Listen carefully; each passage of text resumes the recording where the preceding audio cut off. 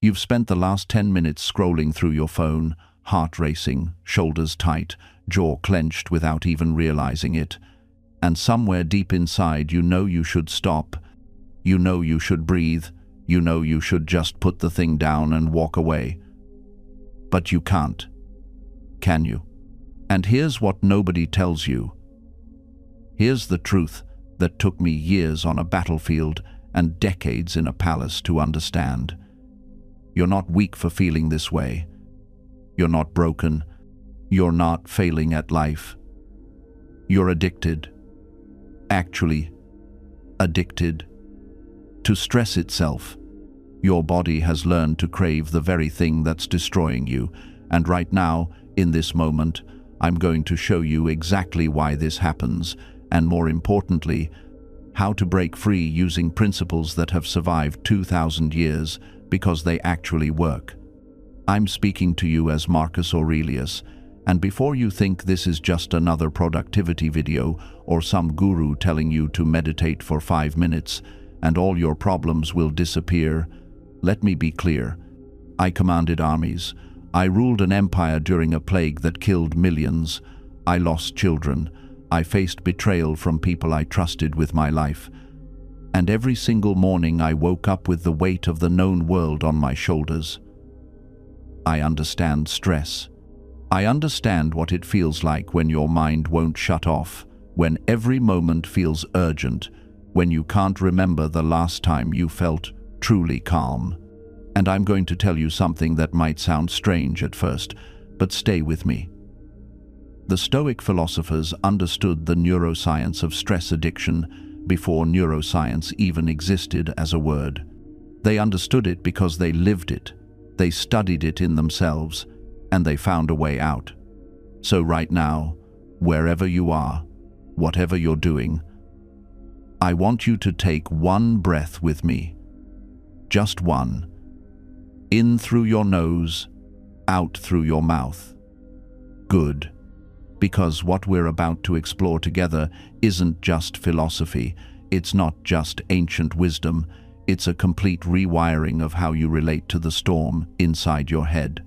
And I promise you, if you stay with me for the next hour, you're going to understand yourself in a way you never have before, and more than that, you're going to walk away with actual tools that work, not someday, not eventually, but today, right now, in the middle of whatever chaos you're facing.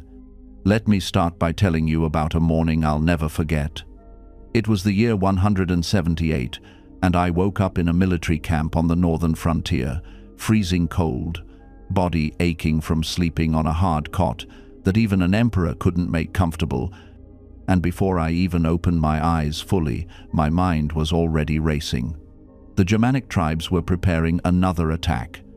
I had reports of conspiracies back in Rome. My health was failing.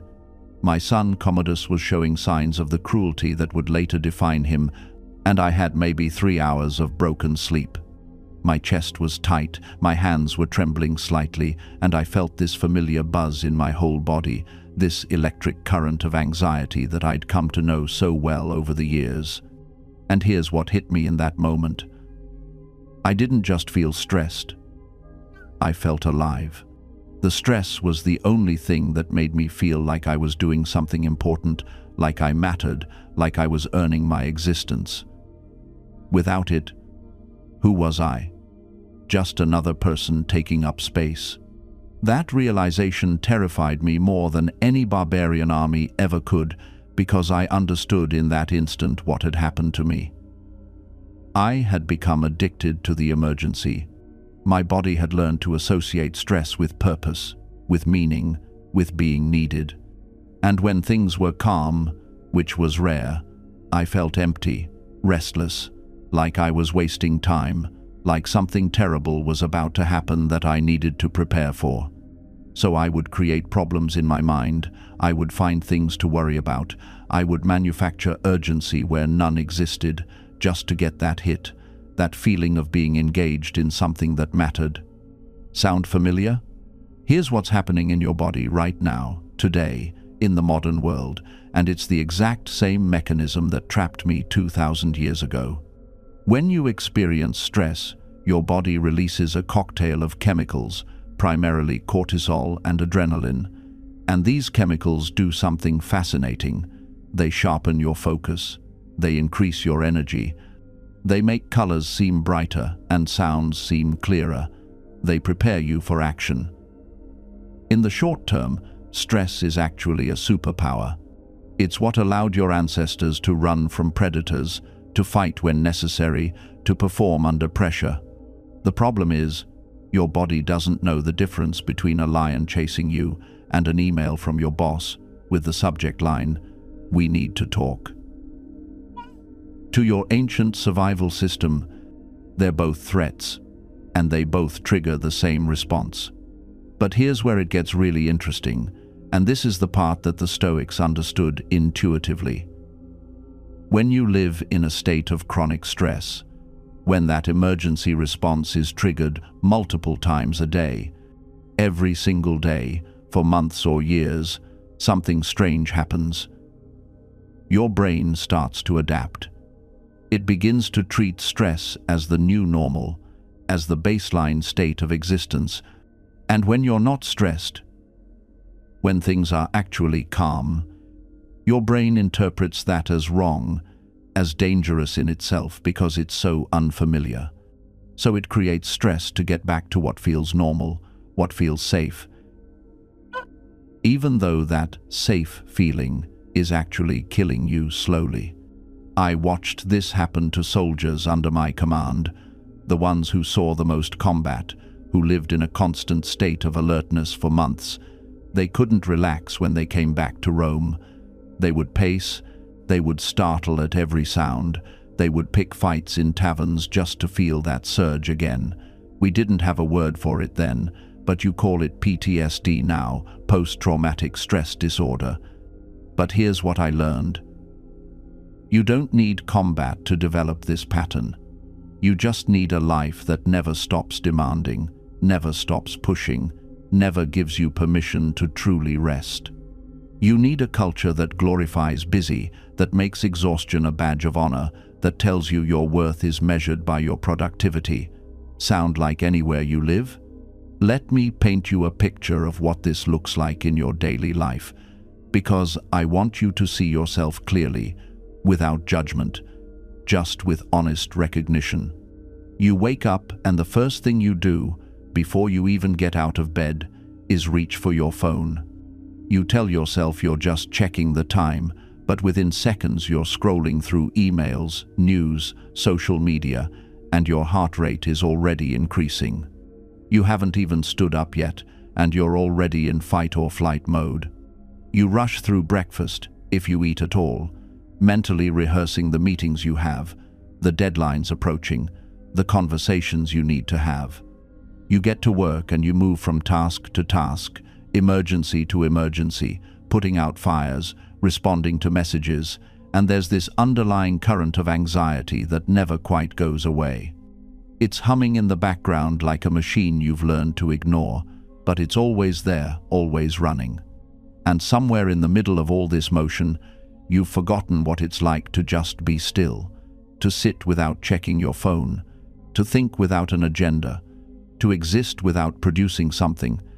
The Stoics had a word for this state of perpetual distraction times asotia, times a kind of spiritual dissolution, a loss of self through constant external drift.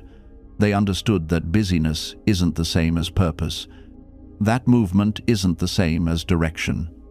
Marcus wrote in his Times, Meditations Times, about the danger of living as if you had 10,000 years to figure things out, to start living deliberately, but we don't. And the days we waste rushing around without intention don't come back. I used to believe that if I could just get through this week, this project, this season, then I'd finally have time to think clearly, to rest, to reconnect with what matters. But that moment never arrives. Because there's always another week, another project, another crisis demanding attention. The treadmill speeds up. It never slows down. Not on its own. And here's what I've realized, what Marcus would have seen immediately. The problem isn't the external chaos. It's that we've internalized it. We've made it part of our identity. We say, "I'm so busy," the way people once said, "I'm doing well." It's become a badge of honor, proof that we're needed, that we're valuable, that our lives have weight. But what are we really saying? That we've lost control, that we've surrendered our time, the only truly non-renewable resource we possess, to forces we feel powerless to resist. Marcus faced this exact trap. As Emperor of Rome, he could have filled every waking hour with state business, military concerns, administrative duties. And many days he did. But he also recognized the spiritual danger in letting external demands completely colonize his inner life. He carved out time, even in a military tent on the frontier, to write, to reflect, to reconnect with his principles. Not because he had extra time, because he understood that without that anchor, without that practice of returning to himself, he would be swept away entirely. You and I, we're being swept away. Right now, today. Think about how you felt yesterday. Can you remember a single moment when you were fully present? Not thinking about what came next, not replaying what happened before, not mentally composing a message or worrying about someone's response. For most of us, those moments are vanishingly rare. We've trained ourselves out of presence. We've become strangers to the present moment, always living 5 minutes or 5 hours ahead or behind, never actually here. And the cost of this is enormous, though we rarely calculate it. The cost is measured in relationships that wither from inattention, in creativity that never emerges because we never give ourselves space for boredom, for wandering thoughts, for those strange connections the mind makes when it's not being whipped forward constantly. The cost is in our health, the tension we carry, the sleep we sacrifice, the stress hormones that bathe our cells every day. The cost is in meaning itself. When every moment is productive, nothing is truly meaningful. When everything matters equally, nothing matters at all. This is the paradox we refuse to see. I think about the ancient concept of times, kairos times, not chronological time, but the right time, the opportune moment. The Greeks understood something we've forgotten, that there's a difference between filling time and honoring it. Between doing and being present.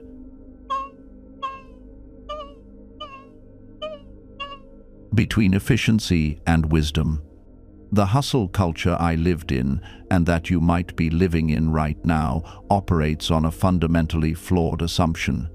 It assumes that human beings are machines that can be optimized, that we're essentially computers that can be upgraded with better software, tighter schedules, more productivity hacks. But we're not machines, we're organisms. Why? Living systems that require rest, recovery, integration, and yes, emptiness. Nature doesn't hustle. The tree doesn't optimize its growth schedule. The river doesn't feel guilty about taking the long way around. The earth doesn't apologize for winter. There are seasons, rhythms, cycles of expansion and contraction, growth and dormancy, action and rest. This isn't laziness, it's how life works. How it's always worked. But we've declared war on our own nature. We've pathologized rest. We've medicalized normal human responses to abnormal demands. You're tired? There's a supplement for that. You're anxious? Here's an app. You're burning out? We never ask the essential question, what if the problem isn't how you're working, but that the work itself, the pace itself, the expectations themselves are fundamentally at odds with human flourishing. I remember reading about traditional societies where people worked in intense bursts, followed by periods of rest and celebration. Harvest would be grueling, then came feasting and storytelling and recovery. Hunt successfully, then rest. Plant, then wait. Even in the early industrial era, people understood rhythm. There were long workdays, yes, but also festivals, Sabbaths, enforced periods of stopping. We've eliminated all of that. The smartphone means the workday never ends. The global economy means someone, somewhere, is always working, which means you could be too. The internet means there's always more to learn, more to do, more to create, more to consume. The hustle never stops, because it can't stop, because stopping would mean admitting that maybe this whole system is designed wrong. And here's what really haunts me. We've started to confuse motion with progress, busyness with importance, exhaustion with dedication. We've made a virtue out of unsustainability. We celebrate people who sleep 4 hours and work 20. We admire the entrepreneur who sacrifices everything, relationships, health, peace on the altar of success. We've created martyrs out of burnout cases. But what exactly are we progressing toward? When does it end? When do we get to rest? When is enough actually enough? The answer the culture whispers back is never. There is no enough. There's always another level, another goal, another person ahead of you, another achievement to unlock. The horizon keeps receding. The finish line moves. You're running a race with no end, and the prize for winning is the opportunity to keep running. This is insanity. But it's insanity we've normalized. It's insanity we've branded and sold back to ourselves as inspiration. The worst part? We're doing it to ourselves. There's no emperor forcing this upon us. No tyrant demanding we worship at the altar of productivity. We've internalized the oppression so completely that we've become our own slave masters. You know what the Stoics actually believed? That leisure, true leisure, not the guilt-ridden phone-scrolling kind we've reduced it to, was essential for wisdom. Seneca wrote extensively about the importance of retreat, of stepping away from the marketplace of opinions and noise. He called it otium, not laziness, but purposeful rest. Time dedicated to thinking, to reading, to simply existing without the tyranny of utility. But we can't do that anymore, can we? We don't just go for a walk, we track our steps, measure our heart rate variability, log it in an app that congratulates us with gamified badges. We don't read for pleasure, we speed read, consuming books like fast food, racing through them so we can update our Goodreads challenge and feel the dopamine hit of checking off another achievement. I tried meditating once because someone told me it would make me more productive. Let that sink in. I turned a practice meant to cultivate presence and peace into another item on my optimization checklist. 10 minutes of mindfulness to boost my focus so I could work harder. Even my attempt to escape the machine was just me oiling the gears. And here's the cruelest irony. None of this actually makes us more productive. Study after study shows that overwork leads to diminishing returns, that creativity requires space, that insight comes in moments of rest, not in the 43rd consecutive hour of grinding. But we ignore the research because it contradicts the mythology we've built. We've confused motion with progress, noise with meaning, exhaustion with dedication. We're like hamsters on a wheel, running faster and faster, measuring our distance with precision, optimizing our stride, convinced that if we just run hard enough, we'll finally arrive somewhere. But the wheel just keeps spinning. I see it in my friends. Brilliant, talented people who've reduced themselves to content machines. Every experience filtered through the lens of, can I post this?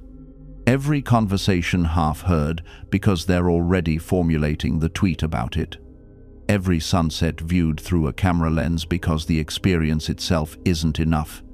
It needs to be documented, shared, validated by strangers. One of them told me recently she can't enjoy vacation anymore without feeling guilty. Actually used those words. I feel guilty for not working. She's 27 years old, and she's already internalized the belief that her worth is measured entirely by her economic output. That rest is theft. That joy is justified only if it somehow makes her better at generating value for other people. This is what we've done to ourselves. We've turned life itself into an audition, and we're terrified of being cut from the show. And you know what's particularly insidious about this? It doesn't feel like oppression from the outside. Nobody's holding a gun to your head.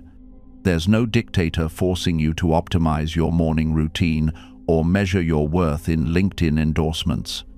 No, this tyranny is far more effective because we've internalized it completely. We police ourselves. We audit our own time. We feel guilty for the hours that don't produce something tangible, something that can be monetized or at least documented for social proof. I think about my grandfather sometimes. He worked in a factory for 40 years. Repetitive, physically demanding work. But when he came home, he was done. He could sit in his chair, read his newspaper, tend his garden, and nobody, including himself, questioned whether that time was being optimized. There was no voice in his head asking, "But couldn't you be building a side hustle with those tomatoes? Have you considered starting a gardening YouTube channel? Why aren't you monetizing your expertise?" He just lived. And that was enough. But we don't have that anymore, do we? We've been conditioned to believe that every moment contains potential value that we're responsible for extracting. Every skill we possess should be marketed. Every passion should be turned into a personal brand. I was talking to a friend recently who loves to paint. Just loves it. Has since she was a kid. But she told me she can barely enjoy it anymore because every time she sits down with a canvas, there's this voice asking, "When are you going to sell these? Why aren't you on Etsy? Shouldn't you be building an Instagram following?" The thing that brought her pure joy has been colonized by this relentless logic of productivity and monetization. She can't just paint anymore. She has to justify the time spent painting by turning it into something economically productive. This is what I mean when I say we've lost the ability to simply be. And the technology companies? They've figured out how to exploit this perfectly. Every app is designed to make you feel like you're falling behind. Your fitness tracker judges you for not hitting your steps. Your meditation app sends you guilt-inducing notifications about your broken streak. Even your sleep is being monitored and rated as if rest itself is just another performance metric. We're surrounded by systems telling us we're not doing enough, not growing enough, not optimizing enough. And here's the cruel irony. All of this optimization is supposed to make us happier, more fulfilled, more successful. But look around. Are we happier? Are we more fulfilled? The data says no. Depression and anxiety rates are skyrocketing, especially among young people who've grown up entirely within this system. Burnout is epidemic. We're more connected than ever, but lonelier than we've ever been. Because you can't optimize your way to meaning. You can't productivity hack your way to fulfillment. You can't turn life into a project management problem and expect to feel whole. Meaning comes from the things we can't measure. Connection. Presence. The moment when you're so absorbed in something that you forget to document it. The conversation that goes nowhere productive but leaves you feeling understood. The afternoon you waste staring at clouds because something in you needed to stop and breathe. These moments have no ROI. They don't build your resume. They won't impress anyone at a dinner party. But they're where life actually happens. And we're sacrificing them on the altar of productivity, one optimized morning routine at a time. I've watched people plan their entire lives around these productivity systems. Every minute accounted for, every goal aligned with some grand vision. And you know what they lose track of? Tuesday afternoon. The way light comes through the window at 3 p.m. There's a violence in optimization that nobody talks about. Not the obvious kind, the kind where we're working ourselves into the ground. That's been covered. I'm talking about the violence of turning your entire existence into a series of trackable outcomes. You wake up and immediately ask, "What did I accomplish today?" Before the day even starts, you're already measuring it against some arbitrary standard of productivity. You're at breakfast with your family, but you're thinking about the tasks waiting for you. You're on a walk, but you're listening to a podcast at 2x speed because God forbid you just walk. We've turned life into a performance review. Every day is being graded. Every hour needs to justify its existence.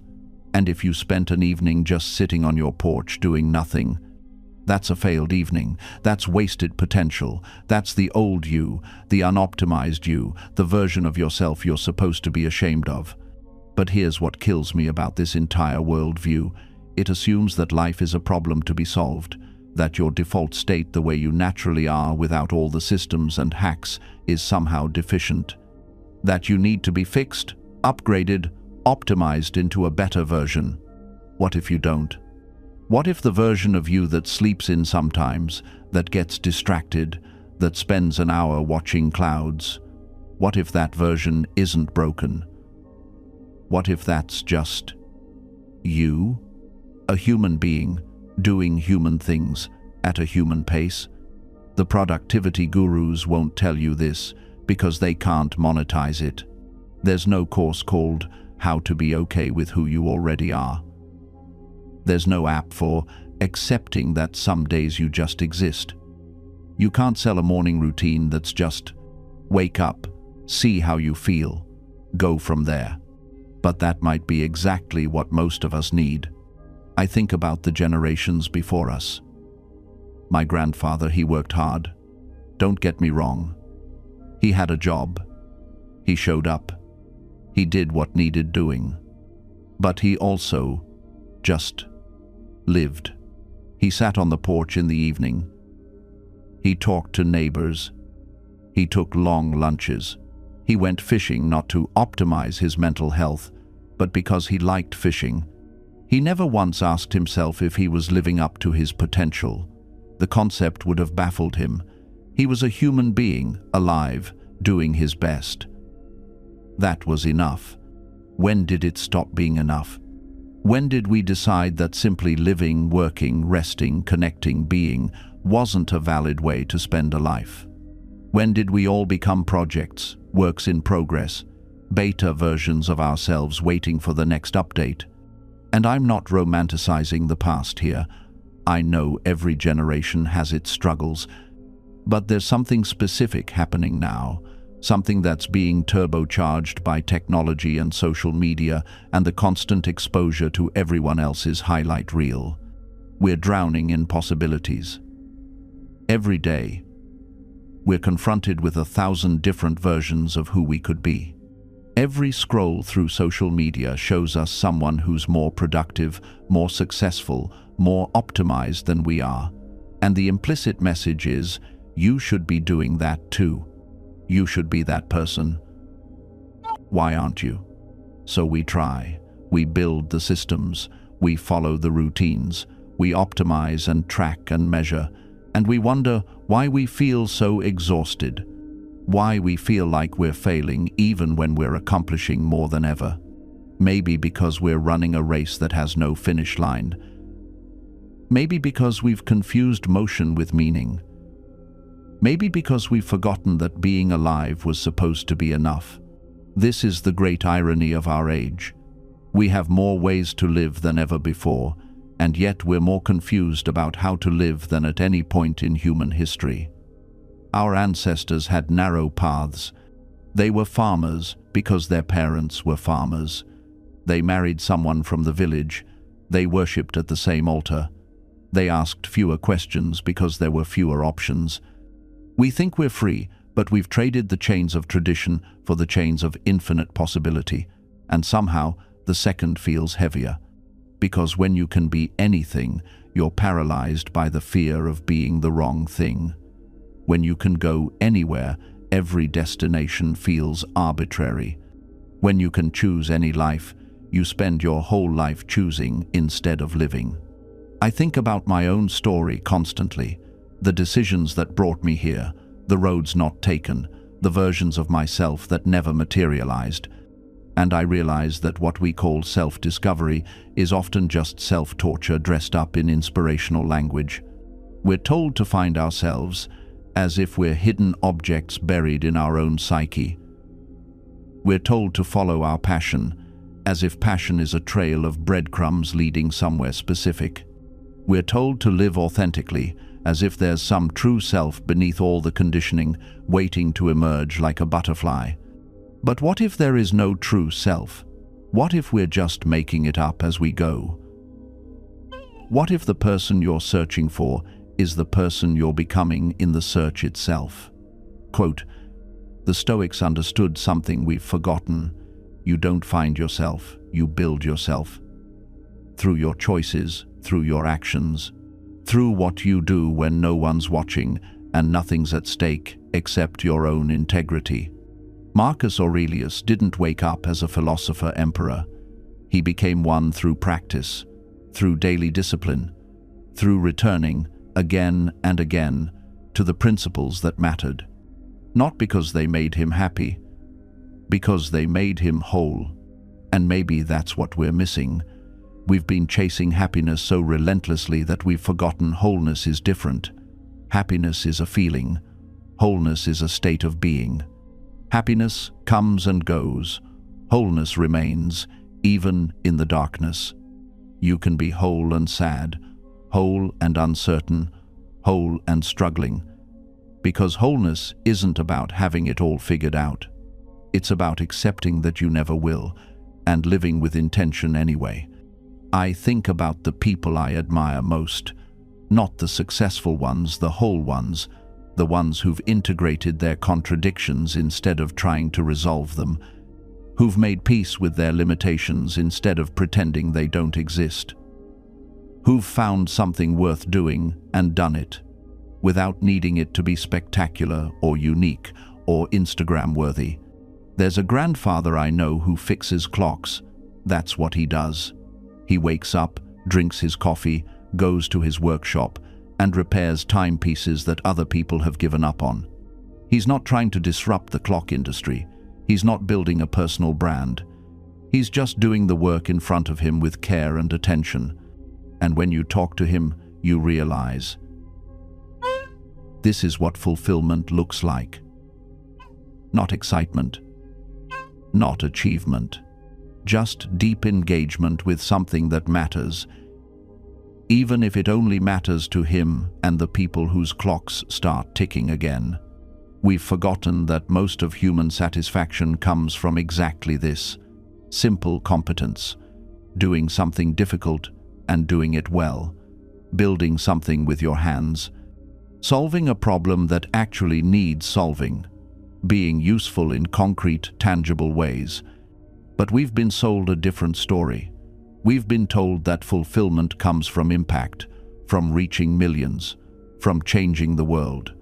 And so we dismiss the small work, the local work, the work that only helps a few people as somehow insufficient. But here's what I've learned.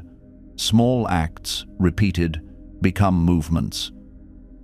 Local work, multiplied, becomes global change. The few people you help directly will help others, who will help others still. You don't need to reach everyone. You just need to reach someone. There's a man in my city who runs a free coding class for teenagers every Saturday morning. 15 kids show up. Just 15. I met him once, and he seemed almost apologetic about the small number.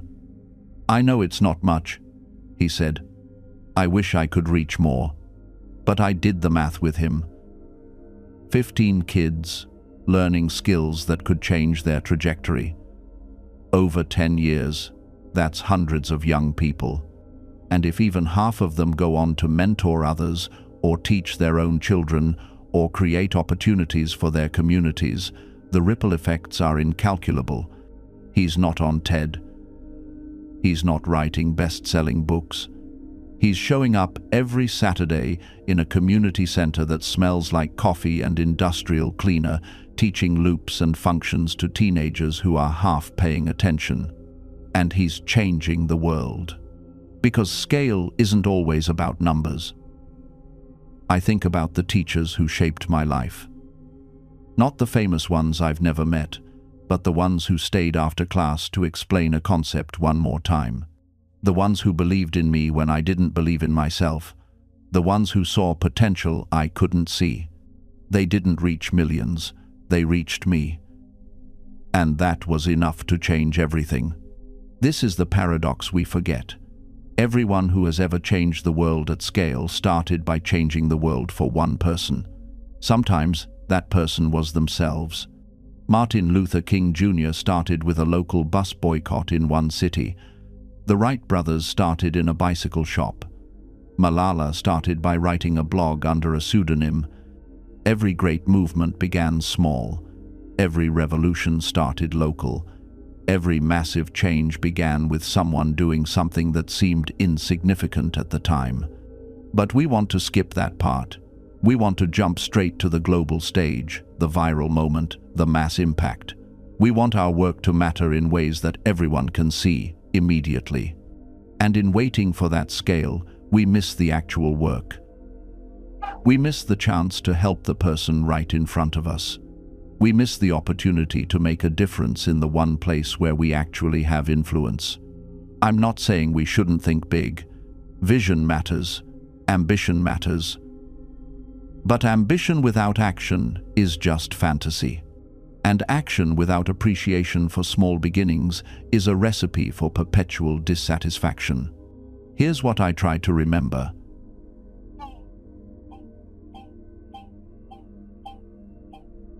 Every person I help is someone's entire world. That teenager learning to code is someone's child. That friend I support through a difficult time is someone's partner, someone's parent, someone's reason for waking up in the morning. When I help them, I'm not just helping one person. I'm helping everyone who loves them, everyone who depends on them, everyone whose life is intertwined with theirs. The impact is bigger than I can measure. It always is. And maybe that's the real issue with our obsession with scale. We can measure reach, we can count followers and views and downloads, but we can't measure meaning. We can't quantify the moment someone feels seen or understood or less alone. We can't measure the value of showing up. We can't graph the impact of consistency. We can't put a number on the worth of doing small things with great love, as Mother Teresa said. So we undervalue them. We dismiss them. We keep searching for the big break, the viral moment, the thing that will finally prove we matter. But you already matter. The work you're doing right now, even if it feels small, even if no one's watching, even if it helps just one person, it matters. That email you send to encourage someone, that conversation where you really listen, that moment of patience when you're exhausted, that choice to show up even when no one would notice if you didn't. It all matters, not because it scales. The cafe owner who remembers your order, the neighbor who waters your plants when you're away, the colleague who actually listens when you say you're struggling. These aren't Instagram moments. There's no virality to optimize, no growth metric being served. And yet these are the connections that actually hold you when everything else falls apart. I remember a conversation I had years ago with someone who'd just sold their startup. Successful exit, life-changing money, all the boxes checked. We were sitting in one of those absurdly expensive restaurants where the portions are tiny and the pretension is massive, and he looked at me across the table and said something I'll never forget. I thought once I made it, I'd feel different, like I'd finally arrived. But you know what? The only thing that changed is now I can afford to be lonely in nicer places. That sentence has haunted me ever since. Because we keep building toward these imaginary finish lines, the next promotion, the next relationship, the next achievement that will finally make us feel like we're enough. And every single time we cross that line, we discover there's just another one waiting beyond it. The goalpost doesn't disappear. It just moves. And meanwhile, while we're sprinting towards some future version of ourselves that we imagine will finally be complete, we're completely missing what's right here. The texture of this moment, the person sitting across from you, the way the afternoon light hits the wall in your actual apartment, not the one you're saving up for.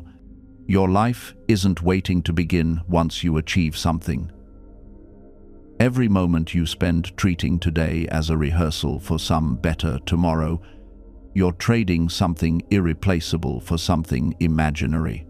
You're giving away the only currency that actually matters: time, attention, presence for futures that may never arrive. And I know this sounds heavy. I know it does.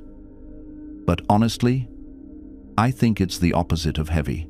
Because once you really get this, once you stop waiting for permission to be present, everything changes. Not externally. The world doesn't rearrange itself to applaud your awakening. But internally, you stop being at war with your own life. You stop needing every conversation to be profound. You stop needing every experience to be shareable. You stop performing your existence for an invisible audience that honestly isn't watching anyway. You just exist. Messy and ordinary and beautifully, devastatingly here. The people I know who seem most at peace aren't the ones who achieved the most. They're the ones who stopped measuring, who opted out of the comparison game entirely, who decided that their weird little life, with all its mundane routines and unglamorous relationships, was enough. Not settling, not giving up. Just recognizing that the life they kept postponing until they made it was already happening. And here's what nobody tells you about that shift. It doesn't make you less ambitious. It doesn't kill your drive or turn you into some passive blob just floating through existence. If anything, it does the opposite. Because when you stop trying to optimize every moment for some future payoff, you actually become more capable, more creative, more effective. Not because you're grinding harder, but because you're finally working from a place of enoughness instead of deficit. You're not constantly trying to fill some bottomless hole. You're not performing to prove your worth. You're just doing the thing because the thing matters to you. And that freedom, that changes everything. There's this Japanese concept, mushin, no mind. The samurai trained for decades not to become brilliant tactical thinkers in battle, but to stop thinking entirely, to move beyond decision-making into pure response. When a blade comes at you, there's no time to calculate angles. You either react from something deeper than thought, or you don't react at all. That's what we're talking about here. Not motivation that requires daily pep talks, not discipline that demands constant self-negotiation, but action that emerges so naturally from who you are that thinking about it would actually slow you down. I've felt this in writing. There are days when every sentence is a negotiation with myself. Should I say it this way? Is this good enough? What will people think? Those days are exhausting. I might produce something decent, but I leave the desk depleted. Then there are the days when I disappear. I sit down, and 3 hours pass like 3 minutes. The words aren't coming from conscious deliberation. They're flowing from some underground river I didn't know existed. I'm not writing the essay. The essay is writing itself through me. That's mushin. That's what happens when you remove the internal resistance, when the thing you're doing and the person you are become the same thing. And here's what nobody tells you about that state. It's not a peak experience you occasionally achieve. It's your natural state that fear keeps interrupting. You were born with this. Watch a child who loves drawing. They don't sit there thinking, "Am I good enough at drawing? Will people like my drawing? Is this drawing going to lead somewhere?" They just draw. The activity and the identity are one. They are a person drawing, not a person trying to force themselves to draw. Somewhere along the way, we learn separation. We learn to see ourselves as separate from our actions. To see life as this thing we have to constantly convince ourselves to engage with. We become managers of our own existence instead of participants in it. And the exhaustion you feel? That's the exhaustion of management. Of constantly trying to control something that functions better without control. I'm not saying you never feel resistance. I still do. But I've learned to recognize it for what it is. A sign I'm trying to force something that hasn't aligned yet. That I'm operating from should instead of from truth. When resistance appears now, I don't try to bulldoze through it with discipline. I get curious. I ask, why don't I want to do this? Not in a judgmental way, but genuinely. What's the misalignment here? Sometimes the answer is, this isn't actually my goal. It's what I think I should want. Sometimes it's, I do want this, but I'm approaching it wrong. Sometimes it's, I want this, but I'm scared. And I need to acknowledge that fear before I can move forward. But I'm not fighting myself anymore. There's this thing that happens when you stop forcing.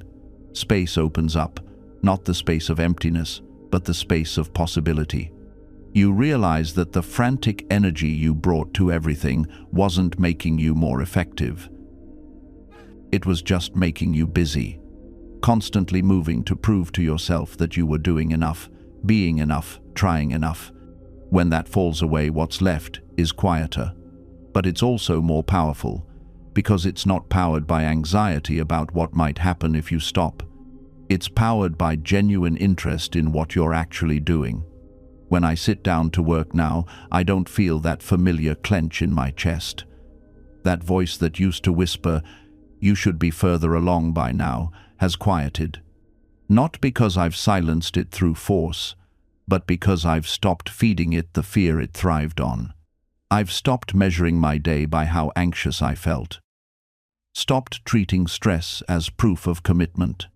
Stopped confusing the adrenaline of panic with the energy of purpose. And here's what nobody tells you about that shift. At first, it feels like you're doing something wrong. When you're used to running on anxiety, calm feels like complacency. When you're used to pressure as motivation, ease feels like laziness. Your nervous system has been trained to interpret peace as danger, rest as failure. I remember the first time I finished a project without that last-minute panic sprint. I felt empty, like I'd forgotten something crucial. Where was the drama, the heroic effort? The story I could tell myself about how hard I'd worked? It took me weeks to realize I'd just done good work, on time, without suffering. And the absence of suffering didn't make the work less valuable. It made it more sustainable. That's the shift we're really talking about. Not from productivity to laziness, not from ambition to mediocrity, but from a system powered by fear to one powered by function. Think about how a healthy body works. Your heart doesn't beat faster because it's anxious about pumping blood. Your lungs don't hyperventilate to prove they're committed to breathing. They do what they're designed to do, at the pace they're designed to do it, and that steady rhythm is what keeps you alive. But somewhere along the way, we decided our minds should work differently, that our creativity needs panic to function, that our focus needs fear to stay sharp, that our ambition needs anxiety to stay awake. We've built entire careers on our body's stress response, treating the fight or flight system like it's a productivity tool instead of an emergency protocol. And it works. Until it doesn't. Until you're lying awake at 3 in the morning, heart racing about a deadline that's 2 weeks away. Until you can't enjoy dinner because your mind is already catastrophizing tomorrow's meeting. Until the success you've been chasing feels hollow because you're too exhausted to celebrate it. I used to think that was the price of achievement. That the people who succeeded were just better at enduring that discomfort. Tougher, more resilient, more willing to sacrifice their peace for their goals. But I've met those people now. The ones who've been running on anxiety for decades, and they're not thriving. They're surviving. Successful, yes. Accomplished, absolutely. But also medicated, insomniac, and quietly wondering if this is really all there is. Because here's what sustainable success actually looks like. It's boring. It's showing up consistently without drama. It's making steady progress without crisis. It's choosing the unglamorous discipline of regular effort over the intoxicating rush of last-minute heroics. It doesn't make for good stories at parties. Yeah, I just worked on it a little bit every day and then it was done. Doesn't have the same ring as I pulled 3 all-nighters and survived on coffee and spite. But it also doesn't require recovery time, doesn't burn you out, doesn't leave you swearing you'll never do that again right before you do it again. The path forward isn't about fixing your anxiety. It's about building a life that doesn't require anxiety to function. It's about creating a nervous system that feels safe enough to let go. I want you to picture something with me. Imagine a world where your body isn't constantly bracing for impact, where your shoulders sit naturally instead of somewhere up near your ears, where checking your phone doesn't send a spike of cortisol through your bloodstream, where Sunday evening doesn't taste like dread. That's not fantasy. That's biology working the way it was designed to work before modern life broke it. Your nervous system wasn't built for the world you're living in. It was built for a world where threats were occasional and physical, a predator, a storm, a rival tribe, things you could see, fight or run from, and then, crucially, things that would end. But now your threats are constant and invisible. Your inbox, your bank account, your performance review, your social media presence, your relationship status, your aging parents, your uncertain future. These things never end. They just accumulate. Layer upon layer upon layer. And your poor nervous system, this ancient biological alarm system, is trying its absolute best to keep you safe. But it's stuck in a world it doesn't understand, pulling every alarm it has 24 hours a day because it can't tell the difference between a mortgage payment and a lion. So it keeps you vigilant, keeps you scanning, keeps you tight and ready, and never ever truly at rest. That's not a disorder. That's an exhausted system doing exactly what it was programmed to do in an environment it was never programmed for. And here's what nobody tells you. You can't think your way out of this. You can't logic your way into feeling safe. Your thinking brain, your prefrontal cortex, the part that reads self-help books and makes plans and sets intentions, it's essentially a passenger. It's not driving the bus. Your nervous system is driving the bus. And your nervous system doesn't speak English. It doesn't respond to affirmations or rational arguments or positive thinking. It responds to signals, body signals, environmental signals, relational signals. It needs to times feel times safe before it will act safe. And that's where everything changes. Because once you understand this, you stop trying to fix your thoughts and you start sending different signals. You start building what I call a biological anchor, something your nervous system can latch onto that says clearly and consistently, "You are not in danger right now." For me, that anchor became a morning routine that had nothing to do with productivity and everything to do with nervous system regulation.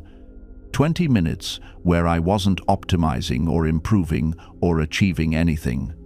Just simple, repetitive, physical presence. Warm water on my face. Slow, full breaths where the exhale is longer than the inhale. Feet on the ground, literally feeling the floor beneath me. Sometimes just standing at the window, watching the world without my phone, without a plan, without purpose. It felt ridiculous at first, like I was wasting time, like I should be doing something more important. But here's what started happening. My baseline started shifting. Not my thoughts about anxiety. My actual physiological baseline. My resting heart rate dropped. My sleep deepened. That constant hum of activation in my chest, that feeling of always being slightly wound up, started to quiet. Not because I fixed my anxiety. Because I started teaching my body that morning, this time, this moment, you are safe. And when your body starts learning what safety feels like, something remarkable happens. The anxiety stops being this massive, constant force you're always wrestling with. It becomes information, a signal, something that shows up occasionally, tells you something useful, and then leaves. Because here's the truth about anxiety that changes everything. It's not trying to hurt you. It's trying to protect you. It's just wildly, desperately overworked. When you understand this, something shifts. That racing heart, it's not your enemy.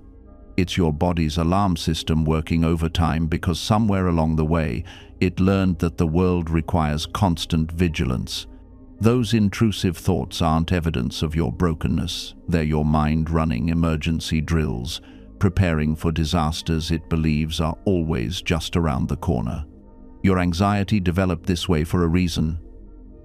Maybe you grew up in a home where moods shifted like weather, where you learned to read the smallest changes in someone's voice or posture to protect yourself. Maybe you experienced something that taught your nervous system that safety is temporary, that relaxation is dangerous, that letting your guard down leads to pain. So your system adapted. It became hypervigilant, overprotective.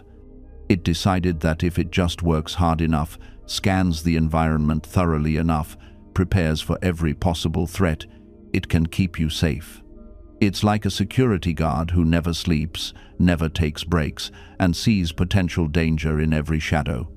The problem isn't that this system exists, it's that it never learned when to stand down. It's running the same protocols it developed during actual threats, but now it's applying them to emails from your boss, social gatherings, and decisions about what to have for dinner. It's using nuclear-level defenses against everyday challenges. And here's what makes this so exhausting. You've probably been fighting it.